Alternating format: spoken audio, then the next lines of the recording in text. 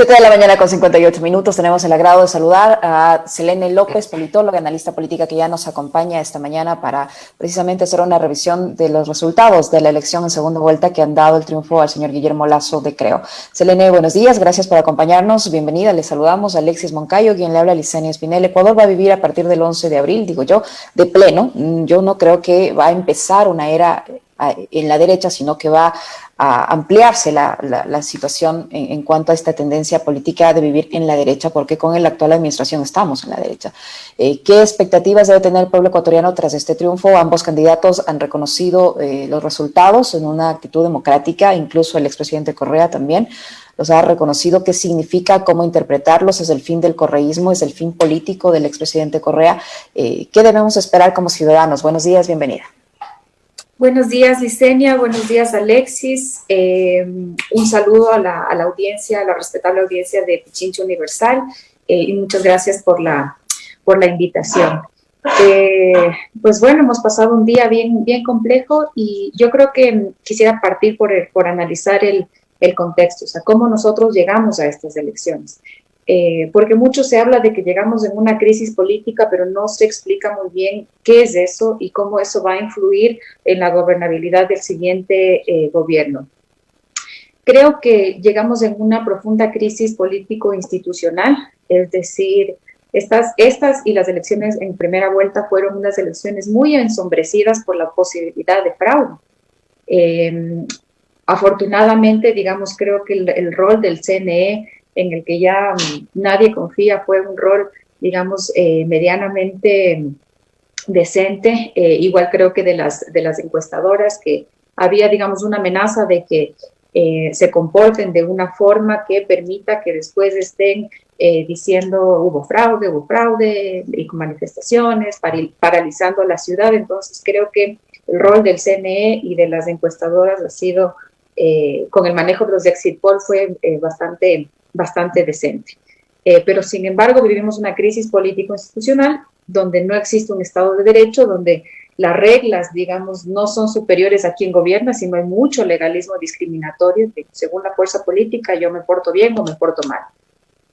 La otra crisis que vivimos es una crisis política de legitimidad, es decir, Lenín Moreno está gobernando con el 3% de aceptación y yo creo que no gobierna, es decir, creo que ya digamos, vivimos en una cuestión bien complicada. El señor dice, no hay plan de vacunación. Sí, no ha habido, ha estado en la cabeza del ministro. Entonces, ¿cómo puede ser eso posible de un mandatario? Entonces, creo que venimos de un gobierno que no ha gobernado, que no ha procesado el conflicto político, que es la base de la política, y al no hacer eso, existe un rechazo profundo a todo lo político. Entonces, esto nos va a quedar, independientemente de que se vaya Lenín Moreno, nos va a quedar una estigmatización de lo político, una criminalización de lo político. Es decir, todo lo político es malo. Eso se va a quedar a pesar de que se vaya Lenín Moreno. Y la otra crisis política que yo veo es la crisis política electoral, es decir, los partidos no tienen profundas raíces en la sociedad civil, los partidos no son consistentes con su posición ideológica. Entonces, en cada elección se vuelve, digamos, muy, como no tienen ideología, no tienen, o sea, se vuelven muy volátiles a los vaivenes de la coyuntura y no se enfocan en, digamos, construirse como unos legítimos instrumentos que canalicen, digamos, la representación de la sociedad. Entonces vemos a Pachacuti en un proceso de representación, un proceso de reestructuración interna, hay unos impases de Pachacuti y la CONAIE, lo mismo con la izquierda democrática, tienen que resolver cómo va a ser su posición en la asamblea, a ver si van a ser absorbidos por el conflicto, por el clivaje correísmo-anticorreísmo. Y la otra cosa que vimos interesante en estas elecciones es la participación electoral, digamos, normal, pero hay un fenómeno interesante, que es el tema del nulo. Es decir, en las dos de las tres últimas elecciones que hubo segunda vuelta, el voto nulo disminuyó en la segunda vuelta con respecto a la primera. En este caso no, digamos, y hay un fuerte voto nulo en Azuay, Tungurahua, Chimborazo, Bolívar, donde el voto no lo sacan muchos más votos que Andrés Arauz, y estos territorios son territorio fuerte de Yaco, es decir, ahí vemos un fenómeno interesante. Sí, dio resultado su campaña a favor del nulo. Sí, entonces, pero yo igual le marco esto, si bien el nulo es una posición política legítima, yo le marco en la crisis político-electoral, porque eso significa que no hay una representación que me haga a mí elegir y me voy por el nulo. Entonces, en este contexto llegamos, y en este contexto el siguiente gobierno va a tener que tomarlo muy en cuenta. Ahora, Selene, Lenín Moreno deja la vara muy baja, ¿no? O sea, y lo que tú mencionabas hace un momento me parece que es fundamental. Lo conversábamos ayer con el Quique Vivanco, que tenía, digamos, una coincidencia en lo que tú acabas de señalar, el hecho de que Lenín Moreno lo que hace durante estos 4 años de gobierno es devaluar a la palabra, y devaluarla a la palabra del presidente de la República. Entonces, como que ya no importa, además, si es que el jefe de Estado cumple o no cumple con el plan de gobierno con el cual llegó. Lo importante era ganar la elección, y de ahí en más sostenerte hasta llegar al 24 de mayo de 2021. Entonces, Guillermo Lasso a partir de ahí tiene una oportunidad para devolverle esa majestad al rol de presidente de la República, o tiene la posibilidad de, digamos, ubicarse en una zona de confort parecida a la de Moreno, sin hacer mucho y sostenerse en el poder. No creo que le va a ser tan fácil y tan posible, si bien ya vamos rotos y si bien, digamos, superar la vara, como tú dices, está muy baja. Creo que el siguiente gobierno y la asamblea también se enfrentan a grandes dilemas. Primero está el dilema de la representatividad versus la responsabilidad, es decir, yo no creo que Guillermo Lasso asuma el 24 de mayo y pueda, digamos, decir, voy a privatizar la salud, voy a privatizar la educación, voy a, de alguna forma, a quitar el impuesto de salida de divisas, porque hay una realidad que le va a superar. O sea, se va a dar cuenta que si quitan los impuestos que permiten que la dolarización esté en marcha, digamos, se va a complicar demasiado. Va a llegar y va a haber la necesidad de apostar por un sistema de salud fuerte, es decir, seguir el consenso que están siguiendo todos los países, independientemente de los gobiernos que tengan, si son de derecha o izquierda, existe un consenso de que esta crisis se supera con deuda y de que los servicios públicos de salud tienen que ser fuertes para aguantar pandemias como la que estamos pasando. Entonces, el dilema de la representatividad, de las propuestas con las que él llega versus la responsabilidad, es decir, versus el contexto. El contexto creo que le va a absorber al mismo Guillermo Lasso. Entonces, tiene que superar ese. El otro dilema es lo que decía el Estado, o sea, el Estado fuerte. Y otra cosa, perdón que te corte ahí, porque tienes además para superar ese dilema que entrar en un proceso de hacer verdadera política con una asamblea totalmente atomizada y dispersa, ¿no? Exacto, no creo que tiene, digamos, poder de gobernar solo. Entonces creo que va a tener que co-gobernar, va a tener que llegar a acuerdos con otras fuerzas políticas, acuerdos sobre principios de ideas, no los acuerdos que hace este gobierno en base a repartos de hospitales, en base a amenazas de te allano, no te allano, no, realmente tiene el reto de recomponer la política. Eso es lo fundamental, recomponer un país que está destrozado, porque está destrozado. Tiene que, si hay algo que hizo el gobierno de Lenín Moreno, digamos, es dejar toda la política pública y solo digamos, ensañarse en el tema de la percepción, ensañarse en acabar con una fuerza política legítima. Creo que Guillermo Lasso no tiene, digamos, esa intención de acabar con una fuerza política. Sino ¿Usted cree que eso sea posible, Selene? Él en su discurso al menos ha dicho que no va a perseguir a nadie, pero ¿usted cree que eso en la práctica vaya a darse tomando en cuenta lo que ha pasado en la actual administración, que cada vez que se ha evidenciado una falla en la ejecución de sus políticas de gobierno, si es que algún momento hubo alguna política de gobierno, pero cuando han tenido episodios de ineficiencia en la gestión gubernamental, salta un escándalo, se empieza a perseguir a alguien y todos los medios ocupan la atención sobre ese problema, desviándolo de la ineficiencia en la gestión gubernamental? Y así se ha manejado durante todo este tiempo, persiguiendo, generando odio, que ¿qué nos hace pensar o qué podemos? O sea, yo quiero ser optimista, sí. El candidato ha ofrecido que no lo va a hacer. Los candidatos, los líderes de la otra fuerza política que ha perdido las elecciones han pedido que no continúen con esta este sistema de persecución. ¿Pero usted cree que en la práctica eso se dé? Pues espero también ser optimista como tú, Licenia, y creer que sí. Yo creo que a los niveles, digamos, los niveles de persecución tan burda que ocurrieron en este gobierno, o sea, que tenías una fiscalía, una contraloría, que tenías, digamos, todo el aparato destinado a perseguir, en vez de a resolver las necesidades básicas de la ciudadanía en salud, en registros civiles. Es decir, ya en estos 4 años era imposible sacar una cédula. Creo que no se va a llegar a esos niveles.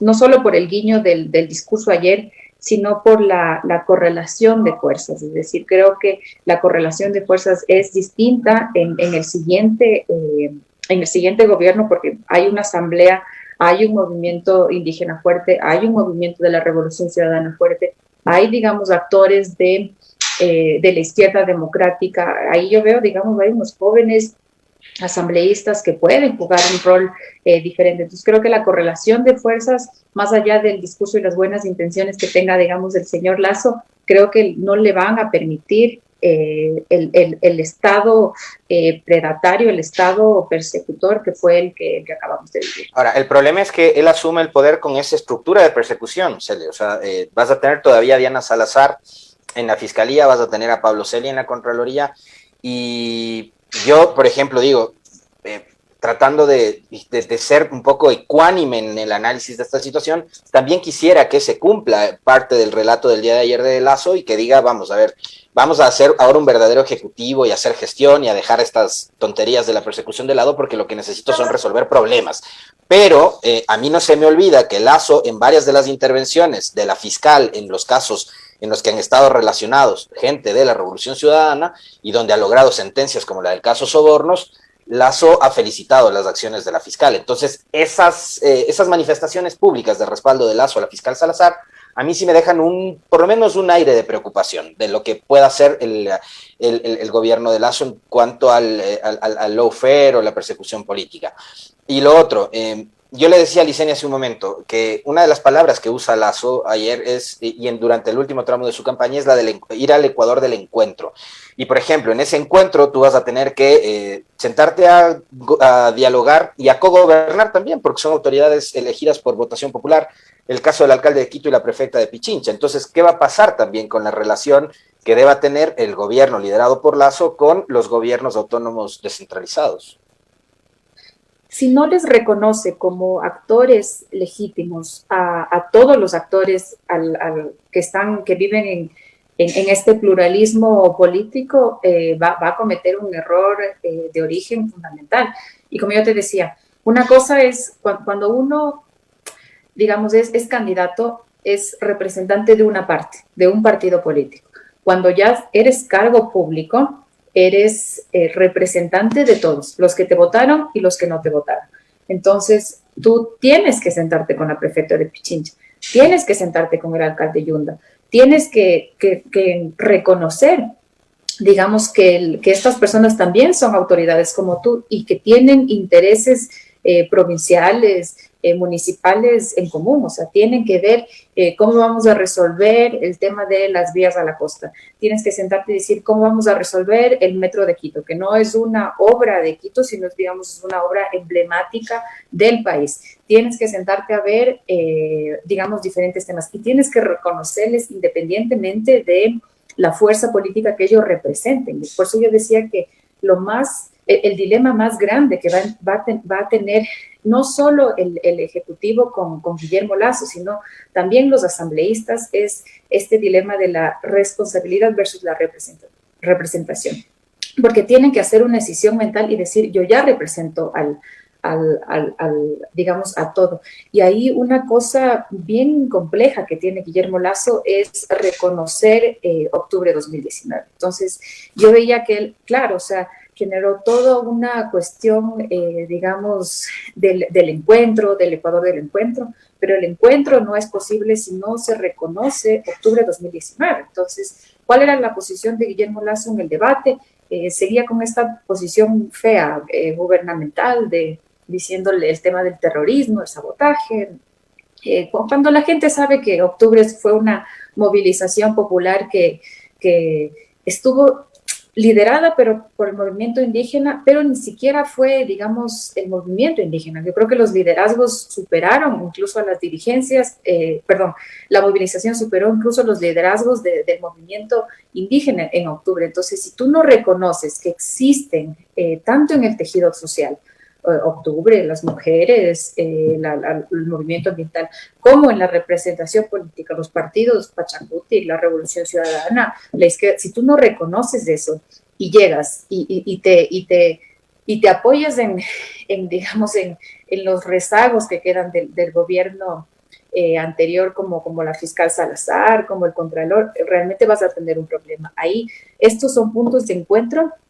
que creo que tiene con otras fuerzas políticas y creo que debe ser agenda de la futura asamblea. Digamos, ¿qué vamos a hacer con estas autoridades que no están, digamos, que no están dando la talla de autoridades de control, sino que están respondiendo a, digamos, un estado más perceptor? ¿Qué hacemos con estas autoridades? Entonces creo que esos puntos serán importantes de tratar con las fuerzas políticas. Selene, ¿cómo le va a tocar hacer al gobierno del señor Lasso para cumplir todos sus ofrecimientos sin que esto genere convulsión social? Me refiero, por ejemplo, a ofrecimientos de que va a vacunar a 9 millones de ecuatorianos en apenas 100 días, en los 100 primeros días, en implementar una reforma laboral para facilitar la contratación. Eso podría generar ciertos temores en la clase trabajadora, por ejemplo, que ya ha sufrido el impacto de la ley humanitaria, que tenía expectativas de que con un cambio de gobierno se derogue esta ley. Tal vez no, esto ya no va a ser posible y paralelamente se va más bien a endurecer una reforma laboral que implica modificar la contratación de los trabajadores, que podría generar más precarización. El hecho de los emprendimientos, de la participación de la banca internacional para, en teoría, reducir las tasas de interés. Son aproximadamente 10 de los ofrecimientos que no sé hasta qué punto los va a poder realizar sin que esto genere convulsión social.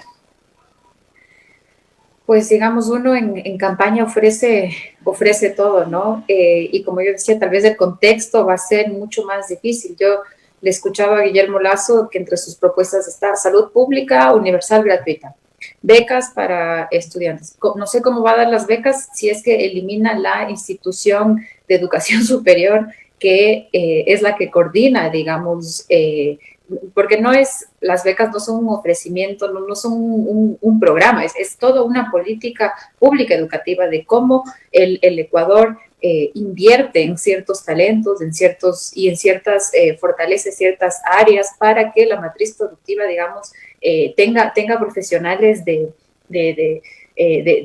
necesarios para la matriz productiva del Ecuador. Entonces, no es tan fácil ofrecer becas, pero también eliminar el CENESID. No es tan fácil ofrecer... O el ingreso universal a las universidades. ¿Cómo haces para garantizar que todos los jóvenes entren a la universidad?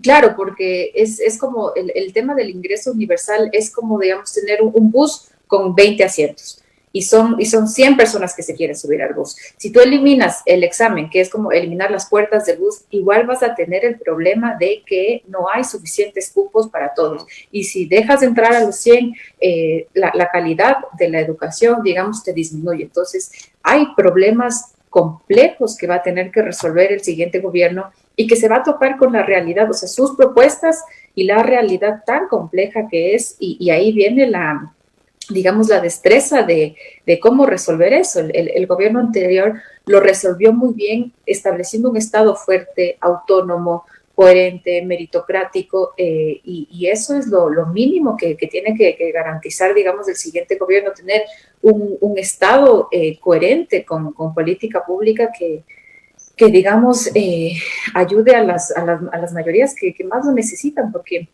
digamos, yo he escuchado muchas personas muy alejadas de lo político, muy asqueadas con lo político, pero la política la necesita quien no tiene nadie más. La política la necesita quien no tiene las oportunidades, digamos, para desarrollarse. Entonces necesita que existan sistemas de salud fuertes, necesita que existan sistemas de educación, que existan oportunidades. Entonces, si bien no nos gusta la política, si bien no hay políticos que nos representan, si bien estamos alejados, la política la necesita quien no tiene, nadie más, y eso tenemos que tener en cuenta para el futuro gobierno. Hay dos propuestas que a mí me parece que se enmarcan también en esa inviabilidad que acaba de citar Selene. Una es, porque además como este segundo tramo de la campaña empezamos a ver que ofrecían de todo para ganar. A ver, del 2017 pasamos del 1 millón de empleos a los 2 millones de empleos en 2021 con una economía quebrada, con unas previsiones que tienen los multilaterales del Fondo Monetario y demás, que hablan de un decrecimiento todavía sostenido para este año. Y la otra es el salario de $500. Si el mismo círculo que apoyó a Guillermo Lasso, Selene, Diseña Amigos, se oponía en diciembre del 2020 a subir $10 del salario básico, en ese entonces de 400, ¿cómo pretendemos ahora subir a $500 del salario básico unificado? Entonces, creo que también esas dos propuestas, esos dos ofrecimientos de campaña entran en ese plano de la inviabilidad que acabas de citar. Y también, ahorita que te escucho, Alexis, en la primera vuelta, Lasso tuvo una campaña muy confusa. Lo más importante de una campaña es el mensaje. Y Lasso tenía mensajes, primero que los viernes te invitaba a tomar una cerveza, después del lunes te invitaba a subir el salario a 500, después te decía, no, pero 120 también funciona. Entonces, yo creo que, y no hay que olvidarnos, que la comprensión política adecuada que le permite a Guillermo Lasso ser electo no es la de Guillermo Lasso y del movimiento, creo. Ahí la comprensión política adecuada creo que es del señor Durán Barba y del señor Santiago Nieto, que entendieron, digamos, porque una campaña pasa primero por por una comprensión política adecuada. La comunicación no resuelve los problemas de origen, que es la decisión política. Entonces, primero hay una decisión política y después hay comunicación. Entonces, no es que la comunicación fue buena, que los spots fueron buenos, sino que hubo una comprensión política adecuada al momento. Y esa comprensión yo creo que viene de sus estrategas que son muy, muy brillantes antes del señor Guillermo Lasso, que no creo que tiene las cosas muy claras, no creo que tiene un plan, digamos, de trabajo muy claro, un plan de la vacunación, cómo vacunar a 9 millones de personas, que además no sé, o sea, realmente cómo lo hará. Tal vez va a ser... ¿Y por qué 9 millones si somos 17, no? No, es bien complejo, pero el giro estratégico, digamos, en la segunda vuelta, el giro con mucha disciplina, con mucha consistencia, dejando las propuestas inviables al lado, es lo que le permite, digamos, esta versatilidad política, esta capacidad de adaptarse al nuevo momento, es lo que le permite, digamos, ser electo. Y ahí creo que hay un elemento también que pesó mucho, que es su propia historia de vida, su storytelling fue lo que convenció, es decir, había un voto de confianza de que él puede resolver los temas económicos. Digamos, esto yo lo tengo muy medido en Qualis, que la gente decía que porque él es empresario, porque tal vez no estudió y trabajó toda la vida, es el que más inversión extranjera puede traer. Digamos, esta idea de que si uno maneja bien una empresa, puede manejar bien el Estado, está muy presente, digamos, en sectores de nuestra sociedad, y eso fue, digamos, ese voto de confianza por lo económico es algo que permitió que sea electo. ¿Cómo él realmente resuelve estas expectativas? ¿Cómo él, que representa a un sector, digamos, que especula sobre la economía, resuelve el tema de la economía real? Eso es, digamos, está completamente por verse. Selene, ¿cómo interpretar el mensaje del candidato Andrés Arauz en el sentido de que señala que no es el fin, sino que es un inicio? ¿Cómo interpretar eso por un lado y qué va a pasar con el expresidente Rafael Correa después de este resultado? Esa es una muy buena pregunta, Licenia.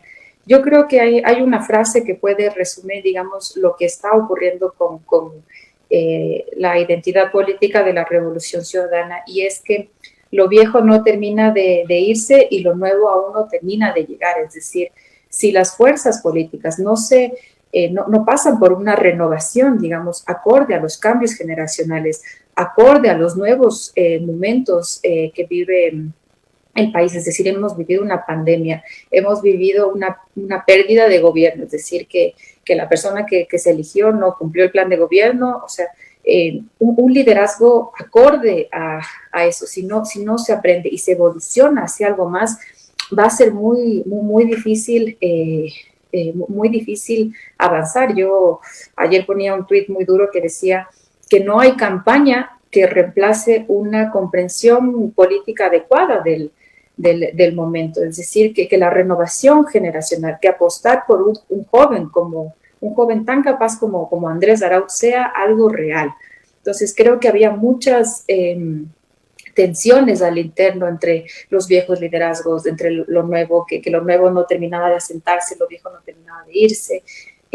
Creo que eso fue muy complicado. Y lo más difícil que fue para Andrés Arauz fue la dificultad de generar un liderazgo propio. Y esto ha sido algo muy constante, no solo en este momento, sino en todos los últimos, en los 10 años que fue el gobierno de la Revolución Ciudadana. Solo había un líder que capturaba todo, lo bueno, lo malo, los aciertos, los errores. Todo era Rafael Correa. Entonces, esta dificultad de generar liderazgos en un partido, en un proyecto tan importante como la Revolución Ciudadana, es algo que le terminó pasando factura. Es decir, la identidad de Andrés Arauz nunca fue una identidad construida de forma sólida, no se sabía muy bien quién era. Y ahí acertó la campaña de Lasso en atacar a esa dificultad de generar liderazgo propio. Entonces se mandaron toda una historia, yo me acuerdo de 50 capítulos sobre el títere de Correa, o sea, pautado eso sí digamos a todo el Ecuador. Entonces, pero es la comprensión política adecuada. Entonces, que el títere de Correa, entonces nadie quiere, de alguna forma, como le decía Durán Barba, votar por un segundo, porque no solo que tiene la Revolución Ciudadana el estigma de Lenín Moreno, de separarse un poquito más y que la gente lo vea como un Lenín Moreno, sino la dificultad de tener nueva gente, nuevas agendas, hablando de otras cosas. Yo creo que Andrés Arauz logró un poco de eso, hablando en el tema de educación, de programación, del futuro, pero fue insuficiente en el tiempo, en el espacio y en la dimensión que se requería.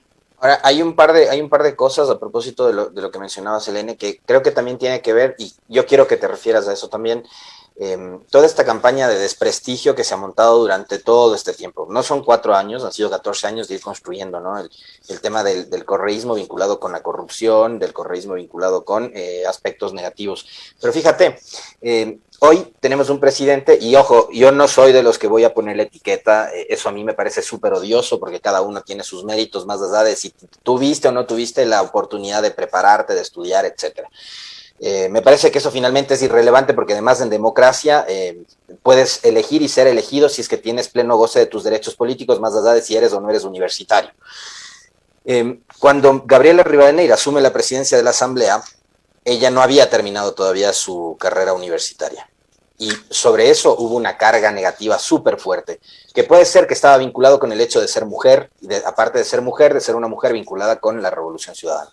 Pero le dieron palo los mismos sectores que hoy apoyan a Lasso. Lasso hoy es el presidente del Ecuador, tiene una historia de vida que puede ser interpretada de igual forma, de distintas maneras, pero no tiene título universitario. Entonces creo que tiene mucho que ver también cómo construyes esas narrativas, esos relatos, esos mensajes, esas historias, a partir de dónde estás ubicado y en contra de quién va el mensaje.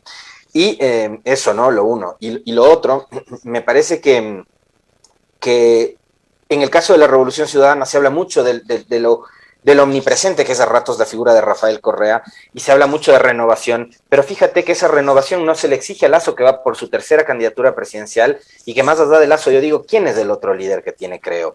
Y el aliado principal de Lasso es Nebot, que lleva 40 años haciendo política en este país. Entonces, como que a ratos somos muy exigentes con un lado y con el otro somos como permisivos por vaya a saber qué razones, ¿no? Pero creo que también son interpretaciones de lado y lado, ¿no?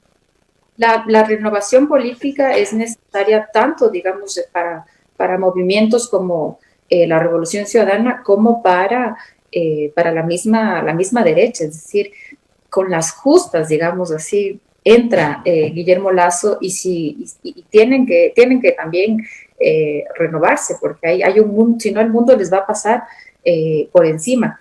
Y sobre lo que mencionaste antes, Alexis, es importante, digamos, sí aceptar y reconocer el músculo financiero y el músculo del establishment que tenía Guillermo Lasso, es decir, tenía una apertura en los medios, tenía a los más media que sí crean opinión pública, pero los ciudadanos tampoco somos robots, y a mí sí me pasaba sobre todo en Qualis, en grupos focales, la gente sí reconoce, digamos, que los media no dicen la verdad. Los medios de comunicación también están pasando por una crisis de legitimidad, por una crisis política, la que mencionábamos al iniciar este programa, que pasa... De credibilidad también, ¿no? De credibilidad sobre todo. Exacto, porque la gente, así como no cree en la asamblea, así como no cree en los políticos, así como no cree en las instituciones de primer grado, tampoco les está creyendo a las instituciones de segundo grado, a los medios,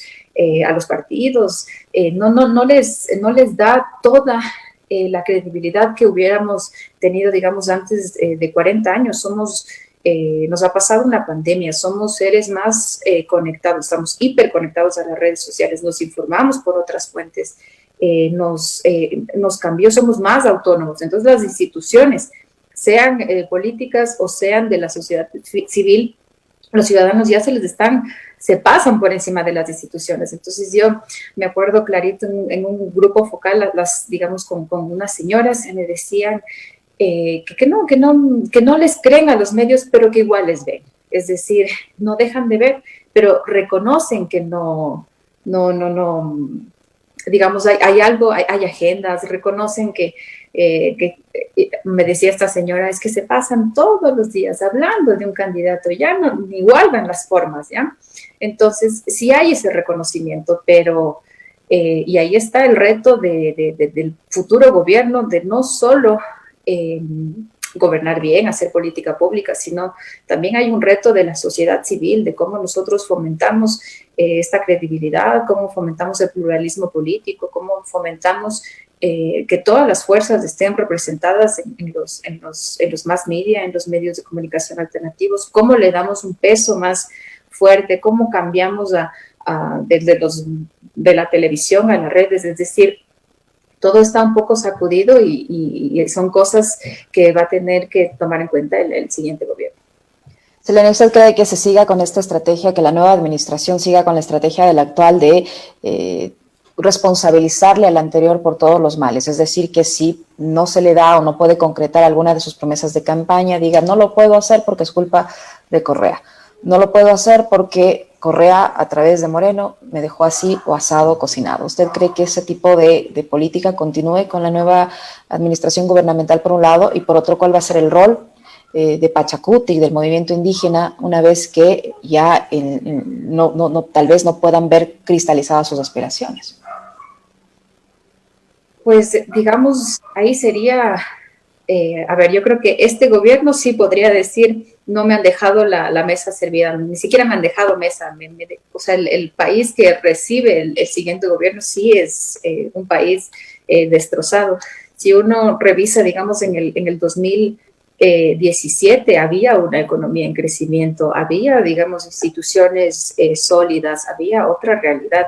Y en ese entonces se dijo, o sea, se culpó, digamos, al anterior gobierno de cómo se dejaba la situación del país. Creo que si no fue creíble ahí, ahora va a ser mucho más difícil seguir diciendo que en 10 años digamos que no se realizaron las cosas, porque las personas son conscientes de que el pasado, digamos, que hubo 10 años de estabilidad, que hubo mejores servicios, que hubo una facilidad, digamos, una política pública adecuada. Como yo les digo, en mis cuales la gente es más sabia que uno mismo, y me decía, la facilidad que antes yo tenía de sacar una cédula, ya es algo que ya no puedo ahora. Entonces, el marco de que el pasado vivíamos mejor no solo es una cuestión discursiva, sino es una cuestión real, y las personas se dan cuenta de que realmente había un proyecto coherente, había una política pública coherente en el pasado.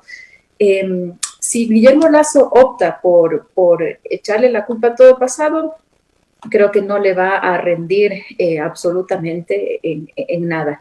Y el movimiento indígena creo que está viviendo un proceso de recomposición. Creo que el movimiento indígena es uno de los grandes ganadores de esta segunda vuelta, a pesar de no haber estado, por todos los resultados, digamos, que tiene en Azuay, en Chimborazo, en la Sierra, porque si bien gana Guillermo Lasso, que la segunda opción sea el nulo por sobre la opción de la Revolución Ciudadana, significa que, digamos, que hay un proceso muy interesante que está viviendo, y cómo se decante va a depender, digamos, muchísimo. Yo creo que Guillermo Lasso, el Ecuador del encuentro de Guillermo Lasso no es posible sin reconocer el rol del movimiento indígena y sin reconocer Octubre.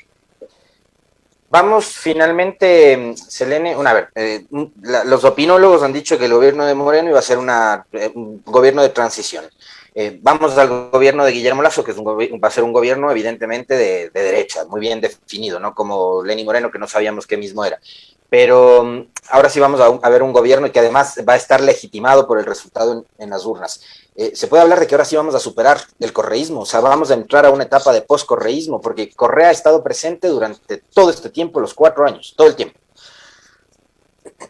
No, yo creo que el correísmo no es... el correísmo tiene una base material, digamos, de existencia. No es solo algo de personas que les gusta Correa y ya. No, o sea, es decir, existe ahí una cuestión más de clase, de nivel socioeconómico, de personas. Cuando yo te decía que las personas que no tienen nada tienen la política, hay un montón de eso en la votación dura de Correa. No es coincidencia que esté representado en la costa, no es coincidencia que esté súper representada en Manabí, porque si uno se acuerda cómo era Manabí, digamos, antes del ejercicio de la Revolución Ciudadana en Manabí, en la necesidad de que las provincias se desarrollen, de la equidad territorial, va a encontrar... Y del terremoto, ¿no?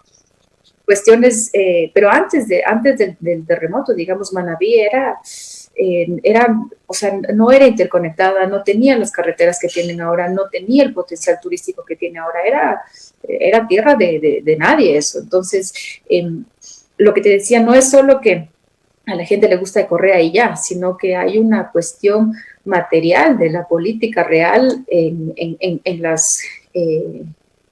detrás de las personas que son correístas y que se decantan por esta acción política. Y como uno no puede superar, digamos, las cuestiones materiales del que más tiene, el que menos tiene, de los pocos y de los muchos, de los que necesitamos los servicios públicos de un Estado, de los que necesitamos operar a nuestra mamá en un hospital público, los que necesitamos el IES para poder jubilarnos. Es decir, como hay toda esta masa de mayorías, no se va a poder superar el correísmo y el anticorreísmo.